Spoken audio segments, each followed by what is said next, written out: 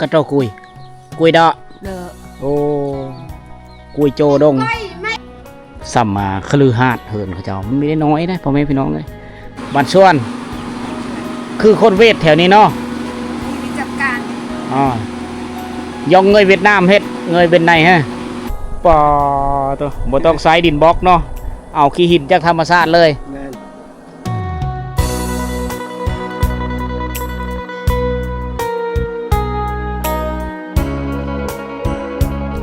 กับทักทายสบายดีพ่อแม่พี่น้องสบายดี FC ทุกท่านที่กำลังติดตามนะครับชมนะกันยินดีต้อนรับทุกคนเข้าสู่หมู่บ้านชนบทชายแดนเวียดนามมื้อนี้บ่สิหอมมาอยู่ที่บ้านละไลอ่างกงหรือสำนักงานตาแสงอาตุกโกตายทุกคนเลยมื้อนี้ก็เดินทางวิดีโอก่อนก็เดินทางมาจากบ้านละเลาะเมืองสมอยแขวงสารวันซึ่งเป็นชนบทที่ห่างไกลโซลิเส้นทางก็โหด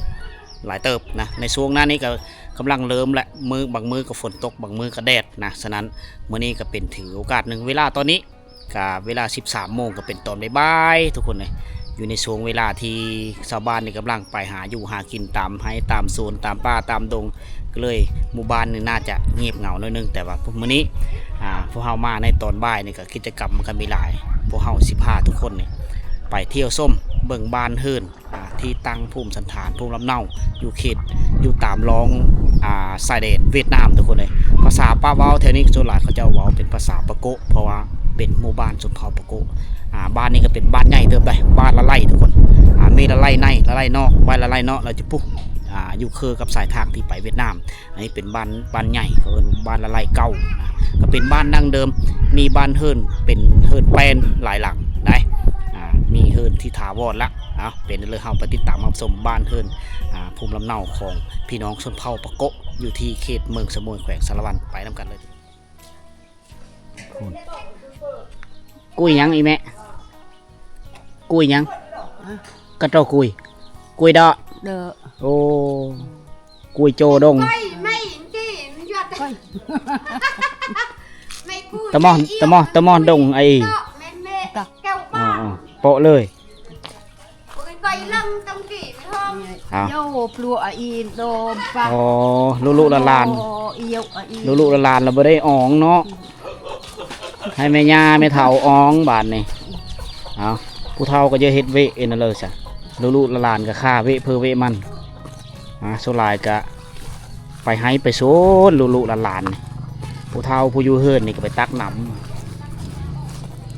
อ่องน้ำนี่เสื้อกระตุกน้อยแล้วก็อ่องไปไม่ถ่ายอีถ่ายอีกุยเด้อกินมาถ่ายมาเจอป้าหางเมืองง่ายเบอเอ้ยไงถ้าอีโดรัวเฮอเอี่ยวเฮอสิได้วิถีชีวิตพี่น้องชนเผ่าปะโกะแถวนี้เขาจะอ่องเอาจังซี่แหละเก๋ไม่ปะโกะกันนี่ยื้อเงยดุงนี่บ่โอ้ห่อนเฮือนแล้วเนาะเตื้อดุงเลยชัดคือเฮือนถ่ายเฮือนนะอีโดมันบดเด้อเพื่อสิห่อนเฮือนบ่ง่ายไก่เติบอูในดงอี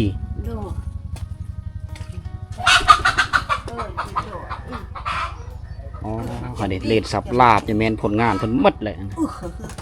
โอ้ตั้งเลยเชื่อหน่อยเด้อเจอกินแล้วเขามีน้ำกินแล้วขอบใจกำเอิญอ่องน้ำมันแมนมัดแหละน้ำเพิ่นอ่องซึกตักซึกกระตุกน้อยกระตุกใหญ่นะอัดไว้สะสมไว้ทอนโฮมไว้มือนึงแต่นะตักน้ำอยู่3-4เธอพอแหละว่าแต่น้ำมืดเพิ่นก็ไปตักเอาบางเธอกันหลานเพิ่นไปตักเตือกะเจ้านึงปล่อยเดอะเนาะเด็กอีแล้วก็เป็นถ่ายแต่ไปเฮือนอีจ้าแล้วบ่โดยอีจ้าแล้วบ่โดยจ้าแล้วจ้าเนิ่มถามว่าอีแม่กินข้าวแล้วกินแล้วเราว่าจ้าแล้วอยู่ถึงหัวมันก็จะเป็นบ่อนไว้ อุปกรณ์จะเป็นหม้อแฮะแปะกระโปงเอาไว้เมิดห้อยไว้เป็นระเบียบเรียบห้อยดีได้จัดแจงเนื้อที่ไว้วางของคักส่วนเผานี่อันนี้คือความดูมันของเขาเจ้าเบื้องนี้จะเป็นเฮือนแตงอยู่โคกินนั่นนี่หากระสร้างมาใหม่ๆนี่ในเบยตะนี่ แม่ เฮ็ดใหม่ ไทย ๆ ลุงอีเทศไทย เชื่อเลือกเลยขอบใจ บอกเขามาในยามกลางเวรอย่างเงียบเลยสุดท้ายก็เห็นลือแต่ผู้เฒ่าแล้วก็เด็กน้อยที่อยู่เฮินล่ะคนหนุ่มแน่นหรือกำลังว่างซ่าผู้ชายนี่ก็เกณฑ์ไว้นุ่มก็จะไปหับจางหาเงินได้เงินรายมือรายวันไปบางคนก็หับจางรายเดือนนี่สภาพอาคารบ้านเฮินเขาเจ้าโอ้โหมีแต่หลังใหญ่แถวนี้เฮ็ดเฮินใหญ่เฮ็ดเฮินสูงต่อกันเฮ็ดติดจอดกันเคอกันนะโดยไม่ได้เฮ็ดว่าเขาเจ้าไปอยู่ห่างไกลกันจากญาติพี่น้องจากไอ้น้องรวมพ่อแม่เดียวกันเขาเจ้าจะอยู่เคอกันเลยย่ำจะเป็นรุ่นมาสะดวกสบายในการเบิ่งแง่งกันพี่น้องนี่ปลูกต้นไม้ประดับประดาพ่อปะโกเฮินหลังเงาตามเคยพี่น้องนี่ส่วนเมืองนี้ก็จะเป็นเฮินดังเดิมที่มุงสังกะสีอลูซิงแล้วแต่ว่ายังฝาเนี่ยก็ยังเป็นดังเดิมอยู่ฝาไม้เฮตัดเอาไม้พุ่งไม้พางมาซับเป็นฝาแล้วก็สานเป็นฝาแอมผ้ากันผ้าลูกไผ่ลูกทรายอยู่อันนี้คือวิธีของเขานะฮอดยามบุญมากเขาจะเฮ็ดบุญอาญาเผาได้แถวนี้ซึ่งเขาจัดอยู่ในช่วงบุญปีใหม่เขาจะจัดบุญปีใหม่ของเขาคือเขาจัดบุญกินงะแหละบางคนก็จัดอยู่ในช่วงเดือน1บางคนก็จัดในช่วงเดือน2เองตามความพร้อมแต่ละหมู่บ้านเลย เอาบ้านเฮินยังดังเดิมเด้อแถวนี้คล้ายๆคือเขาไปบ้านอาตุกในวิดีโอก่อนๆแหละบ้านเฮินนี่ตั้งติดกันเลยติดทีกันเลยอันนี้จะเป็นข้าวหน้าคือกันเขาเจ้าเฮ็ดหน้าเนาะแถวนี้บางคนกับบางครอบครัวก็เฮ็ดให้เขาเจ้านิยมปลูกได้ต้นไม่ให้ไว้อยู่กลางบ้านเด็กเมืองสมุยบาลาไลอังกงพักกันอยู่เฮือนพักผ่อนมานี่อันนี้คือเฮือนเขาเจ้าอันนี้เฮือนเดียวบ่เฮือนไผ่เฮือนมันลุงใกล้บ่อันเนี่ยแด่บ้าหันเลยโดบ้าบ้าให้แอมคือบอกอาแอมเนี่ยคือน้องเป็นน้องต้องได้เฮ็ดเฮือนอยู่ทางนี้อันนี้จะเป็นเฮือนคู่เฮือนไผ่เฮือนมันนะฮอดพี่มาแล้วเนาะเมิดบ่ขายกระแลมนะแงะเลยโอ้ไปขายกระแลมเมิดอะไรได้อยู่พี่เฮือนเนาะอยู่พลเทียงหน้า มาแต่หน้าแล้วปลูกกระแจดเบิ่งก่อนนี่คือเราแก่สลดนี่บางเธอเอาไปขายแก่ซะฮั่นขายหมดแล้วกันแล้วนี่บ่อันนี้กระป๋องเบียร์กินน้ำมันมึนแล้วก็กระป๋องมันขายเนาะถือว่าได้กำไรรอบที่2ทีนี้เฮือนสานบ้าน2เพิ่นคันไดเฮือนก็ขึ้นทั้งนั้นเลย2คันไดนี่ขึ้นนำกันเลยคักเนาะมาดอกจ้ะเจ้าง่อยล่ะง่อยอยู่รถแล้วไปพูนรถเราตกแต่งคักได้ซ้ำสิแก้กุ้ยแก้ไปเลยสวัสดีต่อไปมาสิพาทุกคนเที่ยวชมหมู่บ้านก่อนบ้านเฮิร์นนี่ที่กันเทนะลักษณะแบบเฮิร์นเก่าเฮิร์นแก่เฮิร์นดังเดิมเลย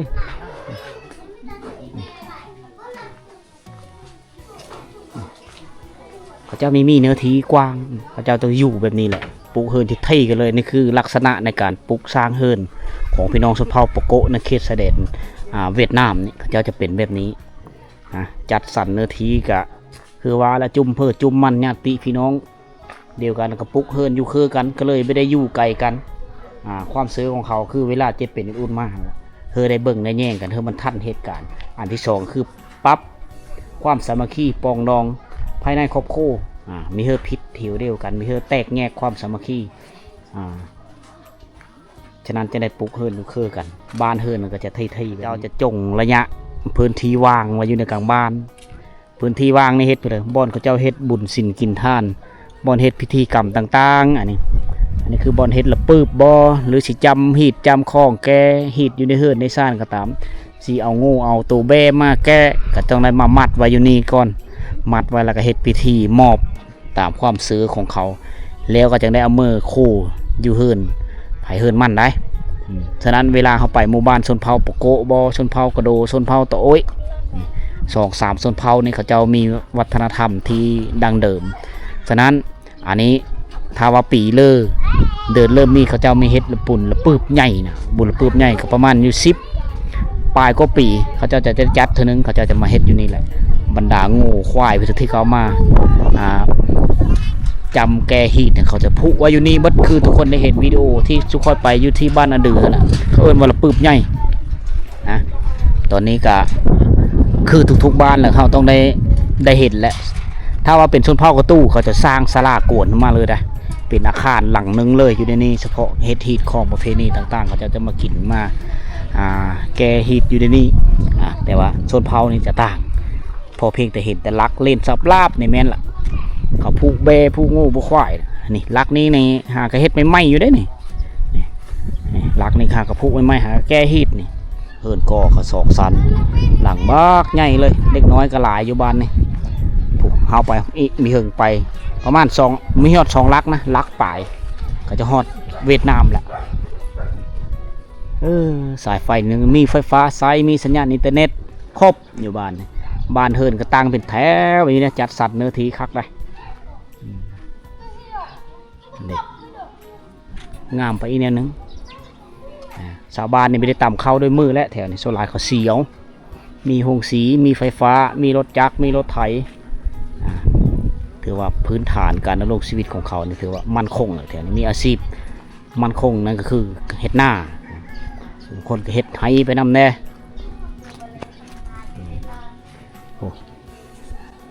ซ้ำมาคลือหาดเหินเขาเจ้าไม่ได้น้อยนะพ่อแม่พี่น้องเลยอันนี้คือความดุมั่นแถวนี้นี่ครอบครัวทุกยะอลีรอแล้วก็มีค่อยข้างมีเยอะมีละเบิดแล้วได้เพราะว่าแต่ละครัวเหินนี่สังเกตเห็นเครื่องอุปกรณ์เขานี่มีครบเลยนับแต่รถไถรถจักรเหินของเขากับ2-3หลังเขาว่าเขาซอยเหลือกันดีเลยเฮ็ดเหินอายแล้วก็ต้องเฮ็ดเหินน้องเฮ็ดเหินพ่อเหินแม่นี่ได้ตะมาขิดตะเขาเรียนสับลาบอย่างนี้อยู่กันเรียบง่ายเลยติดจอดกับชายแดนเวียดนามฮอดย่ำบุญกินกุดเขาเจ้าก็กินเขาเจ้าก็ลิ้นแบบเดียวกับเวียดนามฮอดย่ำบุญปีใหม่ลาวเขาเจ้าก็ลิ้นแบบลาวเฮาฮดน้ำกันคือกันทาเขาแปลงคือกัน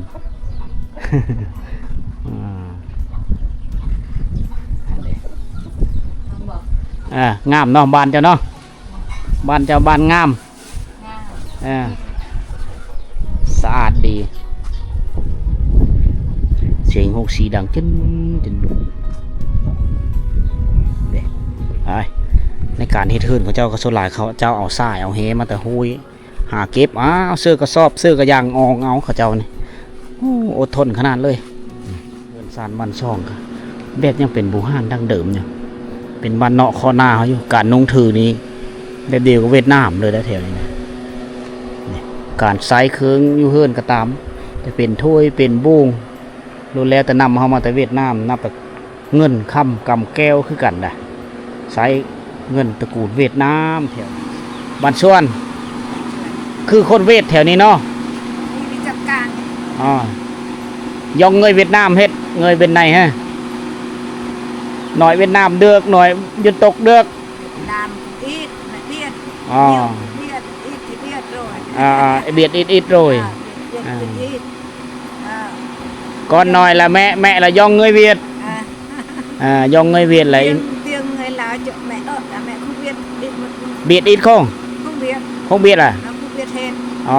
เตียงลาวคงเบียดเตียงลาวเตียงเวียดเทแม่เบียดอีดจีอันเกิมถ้อยแม่เบียดเบียดอันเกิมเบียดดีมัวห่าง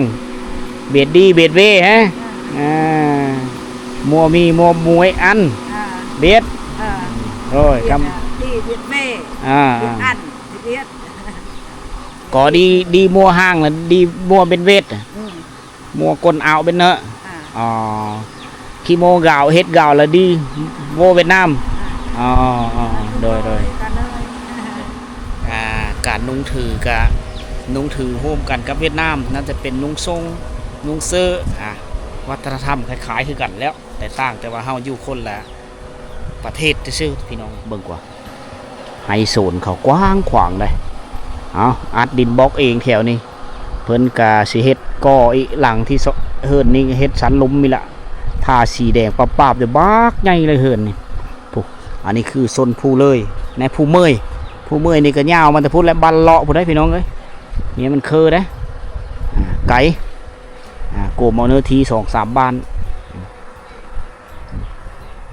เจ้าก็เอาแหเอาทรายตามห้วยตามเซมาอัดเอาเองตัวนั้นน่าจะเป็นแผนเขาเจ้าสิเฮ็ดห้องน้ำตัวนั้น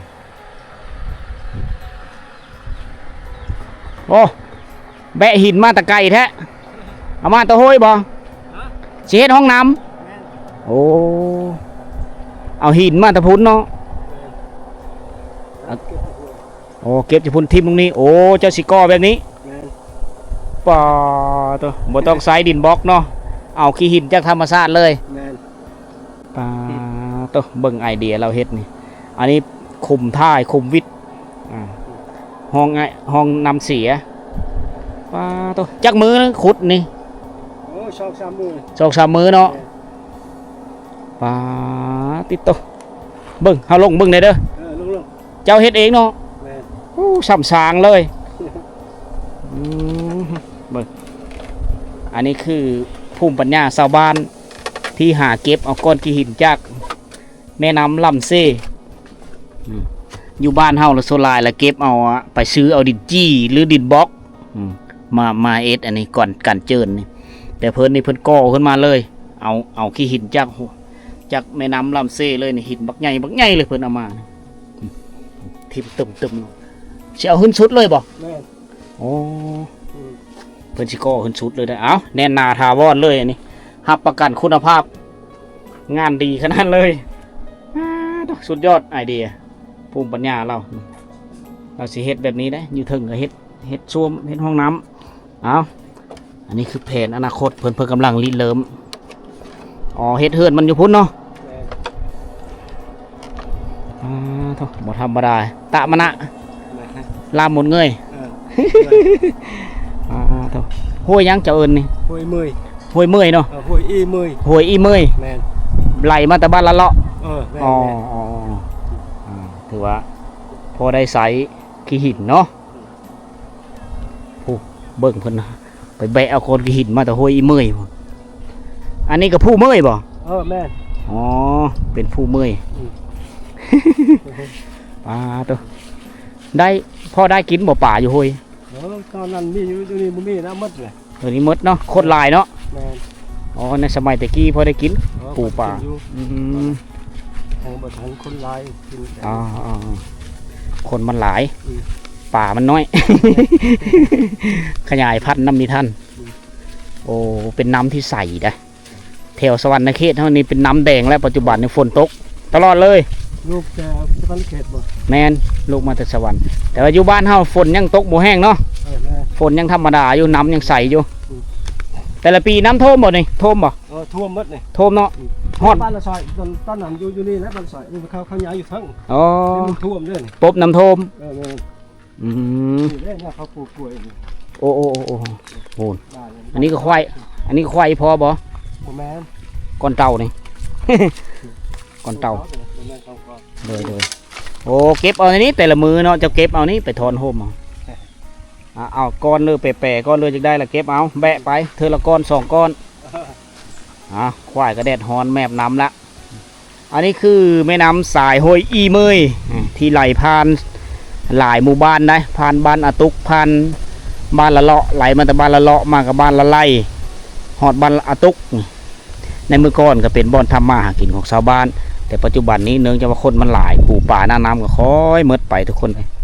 นี่ที่เหลือก็ย่างเหลือประมาณกุ้งปลาแล้วก็ป่าที่น้อยฮอดปัจจุบันนี้เด้ป่าน้อย มาฮอดปัจจุบันนี้น้ำนี่ก็ยังใสอยู่คือเก่านะถ้าว่าฮอดเป็นของเขตแขวงขโมนบ่สวรรณเขตบ่นี่พื้นที่แห่งนั้นเป็นภาคกลางของประเทศลาวเนี่ยฤดูนี้ก็คือฤดูฝนกำลังเริ่มตกพายุกำลังเฮาสิเฮ็ดเธอน้ำท่วมหลายพื้นที่เส้นทางถนนหนทางกุดเฮนหาดไปก็มีแต่ว่ามาพื้นที่นี้คือทุกคนได้เห็นนะมันยังเป็นน้ำยังใสอยู่ปุ๊ต้นไม้ให้บากใหญ่เลยสะดวกสบายเลยนี่เฝ้านกกินมาไหมนี่ก็โอเคแหละอันนี้คือการสร้างห้องน้ำเพื่อก็ไม่ได้ธรรมดาเพื่อสิได้ห้องน้ำมาเก็บเอาก้อนหินอยู่พี่แล้วยอมรับว่าเขาเจ้านี่ดุกว่าชนเผ่าอื่นๆนะที่ค่อยเคยไปเห็นมาแล้วโดยเฉพาะคือภาคแขวงขโมนบ่สวรรณเขตบ่อันนี้มีแมนเปรียบเทียบทุกคนเห็นด้วยตัวจริงนะเห็นเขาเจ้าสร้างเขาเจ้าสาเขาเจ้าเยดายเขาเจ้าทะเยอทะยานเฮ็ดทุกสิ่งทุกอย่างเพื่อขอบโคเขาเฮ็ดโดยไม่ได้อยู่หลาเลยสังเกตเบื้องหน้าบ้านเขาเจ้ายังแปดละอันนี้คือความดุของเขาจะมีความถูกจนในหมู่คนขยันทุกคนเมื่อนี้มันแดดแห้ง เด็ดินบล็อกที่เป็นตีไว้นี่จุดประสงค์ของเพิ่นก็คือเพิ่นสิก่ออาคารห้องน้ำอยู่นี้แต่คุมท้ายคุมวิทย์ท้ายรีแล้วเพิ่นสิใช้ขี้หินจากธรรมชาติเพิ่นจึงก่อขึ้นมานะไอเดียของเขาก็มีธรรมดาเฮ็ดถ้าว่าพื้นที่เลยมีหินลายก็สามารถเฮ็ดคือเพิ่นได้ก็ประหยัดงบได้ดีโอ้ราวตะงาน ตกหลายแท้ เป็นเนาะน้อยๆเนาะย้อยลามเดือกเฮ็ด ร้อยล ย้อยล ำลำเดียว ลามเวทเจ้าแม่ เจอแม่ ผู้นี้ละคงลามไก่โกนละคงลาม ก่อนละ ละเนาะ ละการประกอบเกิดละจังไก่ ไก่กันละเป็นลูกผู้หญิงเลยเฮ็ดได้เบิด ตรงเป็นละการทำประกอบละโอย ตะโอย ลูกส่วนหลายลูกยิ่งนี่จะซอยเวครอบครัวได้ดีนะ เราละ นับแต่ผู้น้อยผู้ตลาดน้อยก็ยังซอยเวแหละเห็นล้างโถเห็นล้างโบ่ง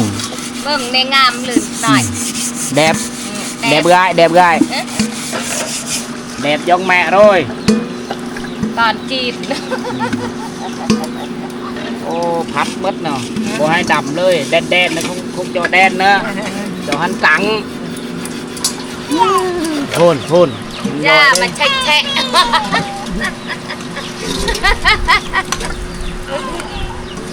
การนุ่งถือ ย่ามันสะอาด หน้าตาคล้ายคือเวทคนเวทเบิ่งเวทเลยอันนี้คือสายแดดเวียดนามเด้ แม่เท่ามันสะอาดเนอะ แม่เท่าแต่สะอาด แม่เท่าสะอาด ไอ้ติเจอพระชนสิค่ะพ่อจบจะทอดพ่อจบ บัดผู้ชายแหละนางเบิ้งผู้ชายนางเบิ้งนะถ้าเอาลูกไผ่ละอิดกระโมดนะโอนกระโมดตาเนาะให้ลูกไผ่มาเฮ็ดนี่ได้ผู้ชายนี่เวลาแต่งงานไปปุ๊บจะเอาเมมาเฮิรนแล้วก็ให้ลูกสะใภ้เป็นผู้แต่งอยู่โคกินให้ปูให้ยาเอาแต่สีได้ ในช่วงเวลากลางเว้นมื้อนี้มันแดดชาวบ้านก็เอามาคิดเอาเข้ามาตามพื้นที่ที่มีแสงสว่างเฮือนของเจ้านี่ติดเล่นๆกันเรื่อยๆแบบเดียวกับเฮือนห้องแถวเลยได้เจ้าตั้งนี่หลังนี้เฮือนหลังนี้ไหม้เลยนี่เสานี่ก็ไม้ยางโบงเขาเจ้ามาเฮ็ดนี่อันนี้เขาเจ้าเริ่มเฮ็ดห้องแล้วนะเริ่มคันห้องแล้วนี่เห็นบ่แน่นอนต้องมี2ครอบครัวแล้วสิอยู่นี่2ต่อไฟแน่นอนเฮ็ดห้องทางกลางเบื้องนั้นก็เป็นครอบครัวนึงเบื้องนี้ก็เป็นครอบครัวนึงคนละต่อไฟไหนแบบนี้เขาเจ้าต้องแบ่งความรับผิดชอบหาอยู่หากินเพิ่มมันมีแต่เพลือใดเพลือมากมีแต่บิแบ่งกันซีนต้อนหนาปลาต้อนเนื้อกับบิแบ่งกันกินเท่านั้นแต่ว่าเฮ็ดกินเพิ่อเฮ็ดกินมันนะเพื่อประหยัดความใช้จ่ายทุกคนถ้าว่าเรากินน้ำกันหลายคนมันก็สิ้นเปลืองไปหลายอย่างชนบทติดจอดกับชายแดนเวียดนามฮีดข้องวัฒนธรรม คล้ายคือกันกับเวียดนามเลย การปะการวาวการนุ่งการถืออันเดียวกันเลยเดี๋ยวจะย่าวไปนี่แหละหมู่บ้านนะญี่ปุ่นจะเป็นเล้าเข้าทั้งหมดเลยญี่ปุ่นเล้าเข้าเขาเจ้ากระตังมาอยู่นอกบ้านเจ้าจะไม่ได้เอาไว้อยู่เคอเหินนึกมากอะความเสือของเขาคือเขาไฮที่เขาเจ้าเอามาแต่ผู้เป็นแนวพันธุ์ที่เขาเจ้าซื้อถือผีเขาเอิ้นอาโบนนะครับเป็นผีขวัญเข้าที่เขาเจ้าโบราบัดรักษานะฉะนั้นเขาเจ้าต้องเอาไว้ไก่บ้านผ้าสีแดงคักขนาดเลยเฮินเบิงหมู่บ้านเศรษฐีในชนบทเลยแบบนี้เอางดงามธรรมศาสตร์ก็งามนิสัยใจข้อคนก็งามแถวนี้คล้ายๆคือกันแต่ละหมู่บ้านอันนี้คือบรรยากาศในตอนเที่ยงนะเที่ยงกันไปเที่ยงไปเลยแหละบ่ายโมงป่ายแล้ว2 โมงย่างทุกคนก็เป็นมือหนึ่งเป็นEP หนึ่งที่เอาสิหอมกับทีมงานได้พาพ่อแม่พี่น้องเขาเที่ยวชมและก็ตาติดวิถีชีวิตของพี่น้องชาวลาวในชนบทโดยเฉพาะก็คือเขตชายแดนเวียดนามทุกคนอันนี้คือบ้านละไลอังกงนะบ้านนี้ก็เป็นบ้านดังเดิมมาตั้งแต่สมัยอีปูอีญาพวกแหละที่มาตั้งที่ฐานภูมิลำเนาอยู่นี่ในเมื่อก่อนก็จะเป็นเขตคุ้มครองของเวียดนามเมื่อแถวนี้และตกมาฮอดปัจจุบันนี่ก็หรือช่วงระยะเวลาที่ว่าในช่วงปี 1979 หลังจากสิ้นสุดสงครามแหละลาวกับเวียดนามแบ่งเขตทับผิดชอบกันแบ่งเขตแดนกันคืนไม่ฉะนั้นหมู่บ้านแห่งนี้ก็เลยมาอยู่ในภาคโซนที่ประเทศลาวเฮานะผู้บางบ้านบางคนก็ย้ายมาอยู่ไปนำประเทศเวียดนามก็มีนะถ้าว่าผู้เลยเยอะไปอยู่ในเวียดนามก็เลยต้องได้ไปยับเพิ่นซับย้ายซ้ายส่วนไปพุ่นละไปอยู่เวียดนามหมู่บ้านนี้ก็เป็นหมู่บ้านของพี่น้องชนเผ่าปะโกะเฮาที่อยู่เลาะเรียบตามชายแดนเวียดนามทุกคนโดยเฉพาะคือของเขตเมืองสมุยนะที่เราเห็นเขาเจ้ามีฮีตของวัฒนธรรมที่เป็นเอกลักษณ์ของเขาเองโดยเฉพาะคือการเฮ็ดเทินเนี่ยเขาเจ้าต้องมีเตาไฟต้องได้แยกกันอยู่เฮ็ดต่างคนต่างหาอยู่หากินว่าซั่นซะเงินทงไผทงมั่นต่างคนต่างซอกถ้าว่าเฮาหาไม่ได้ก็ต้องได้ยืมน้ำอายน้ำนองแต่ว่าที่หลักๆก็คือเขาอยากรักษาความสามัคคีภายในของโคนะมีเฮือแตกแยกไปเขาเจ้าจะอยู่ได้เฮือนหลังเดียวกันฉะนั้นมีคำขวัญของพี่น้องชนเผ่าปะโกะว่าเผ่าปะโกะเฮือนหลังยาวเลยในสมัยตะกี้สมัยปู่ย่าตายายสมัยบุห่านลีลอดระดับ30 เมตรหรือเบิดวงตระกูลเลยอยู่ได้เฮือนหลังเดียวกันเลยมันมีลูกไผ่จักคนอยู่ห่างกับมาอยู่นำกันเบิดแบ่งคนละห้องคือวิดีโอก้อนๆที่จุ่มเฮาไปบ้านละหลอกนะเป็นประตูอยู่ได้อันนี้ก็เป็นอีกเรื่องเล่านึงที่จุ่มเฮามานำเสนอนะสุรายเฮาไปแถวเมืองสมุยนี่ก็เป็นสุรายเป็นชนเผ่าปะโกะฮีตของวัฒนธรรมคล้ายกันแต่ว่าปัจจุบันนี้ก็มีเยอะมีแล้วที่ว่าหลังเฮินแบบยาวๆกันอยู่เป็น10 ปลายครอบครัวมีเยอะมีแล้วสุรายก็ปลุกเป็นเฮินเป็นหลังคือกันเดี๋ยวนี้มันก็จะหลายหลังขึ้นนะอันนี้คือเรื่องเรามีเพื่อหลายทุกคนสำหรับวิดีโอนี้ก็หวังว่าจะมอบความสุขและก็มีความรู้เล็กๆน้อยๆมาฝากพ่อแม่พี่น้องเฮาเพื่อได้รับชมอยู่ทางบ้านวันนี้บ่สิหอมกับทีมงานสีออกไปแคมทางไปแล้วว้าวมีอ้อแล้วทุกคนนึงมาหิวข้าวบ่าย2 โมงแล้วยังไม่ทันกินข้าวเที่ยงเลยที่เฮาเดินทางเอามาแต่บ้านเลาะกับเมื่อยแล้วโชคดีร่ำรวยหมดทุกคนสำหรับวิดีโอนี้ไปก่อนบ๊ายบาย